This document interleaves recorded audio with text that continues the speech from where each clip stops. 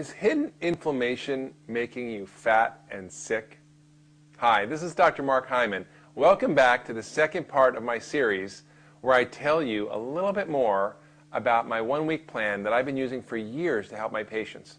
Now, many people on my site and in my lectures keep asking me for something simple to get started without a whole bunch of complicated steps. So I'm going to teach you how to do that. Now, last week I reviewed the first key to this simple plan: addressing toxins and improving your body's own detoxification system. This week, I'm going to review the second key factor in health and weight loss, and that factor is inflammation. Now, did you know that most of you are inflamed and living an inflammatory lifestyle? That being inflamed makes you fat and sick, and that being fat and sick makes you inflamed? It's a vicious cycle. So, what is inflammation anyway, and why does it make us sick and fat? Well, inflammation can be a good thing, right? It's part of your body's own defense mechanism. If you have a cold or an infection, you bang yourself, inflammation helps your body heal. But it's bad when it goes out of control. Now, what makes us inflamed and what makes the inflammation get out of control? It's mostly our diet.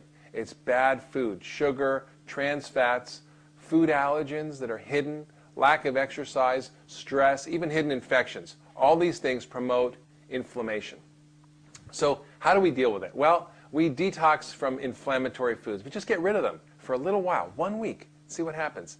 Things like sugar, processed food, junk food, caffeine, alcohol. But what else is important? And I want to spend a little time talking about this other factor that mostly gets ignored. It's called hidden food sensitivities or hidden food allergens. And they're delayed. They're not like, you eat a peanut and your tongue swells up and you have to go to the emergency room. I'm not talking about that. I'm not talking about shellfish allergy where you can nearly die from it. What I'm talking about are delayed, subtle, and often unrecognized symptoms that come from delayed reactions to the things we're eating. And these symptoms can include weight gain, fluid retention, fatigue, brain fog, irritable bowel syndrome, mood disorders, headaches, sinus problems, joint pains, acne, eczema, and much more. Now, why do we get it? Let me just say something first. This is an unrecognized epidemic. And most physicians, most practitioners ignore this type of allergy. It just hasn't hit the radar. And yet it's the biggest thing I do in my medical practice to help people feel better quickly and to lose weight quickly. So you have to recognize that it's not the same for everybody, that one man's medicine is another man's poison. And if you're eating something that doesn't agree with you, that you've developed a food sensitivity to or an allergy, you can develop a whole host of problems. In fact, in this country, we have an epidemic of inflammatory and allergic diseases. We have 24 million people with autoimmune disease. We have 50 million with allergic diseases. We have 30 million with asthma and over 60 million with irritable bowel syndrome. And all of these are connected by inflammation. So the question is, why have we become so sensitive? Why is our immune system acting this way? Obviously, we weren't designed to have an immune system go awry and create tremendous amounts of inflammation all the time, make us sick and fat. So something's gone wrong. What has gone wrong? Well, it has to do with the idea that food is not just energy. Right? I've talked about this before. Food is information. So it can be good information, right? Good information from phytonutrients, things that are found in plants, colorful antioxidants, detoxifying, and anti-inflammatory molecules found in plant foods. So that's good information. But it can also be bad information. And that can include bad information from allergens and from toxins. So when does it become a problem? Well, it becomes a problem when we get something called a leaky gut.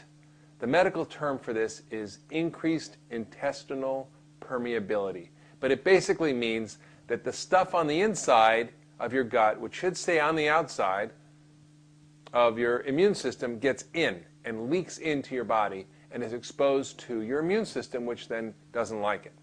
And the cause of this leaky gut or damaged membrane in your intestinal tract is a bad diet, lack of fiber, too much sugar. It's drugs, antibiotics, which kill all the healthy bacteria, hormones, which promote yeast overgrowth, anti-inflammatories, which damage the lining of the gut, acid blockers, which change your whole digestive process, and even stress can cause a leaky gut. So when this all happens, the lining breaks down, and all hell breaks loose.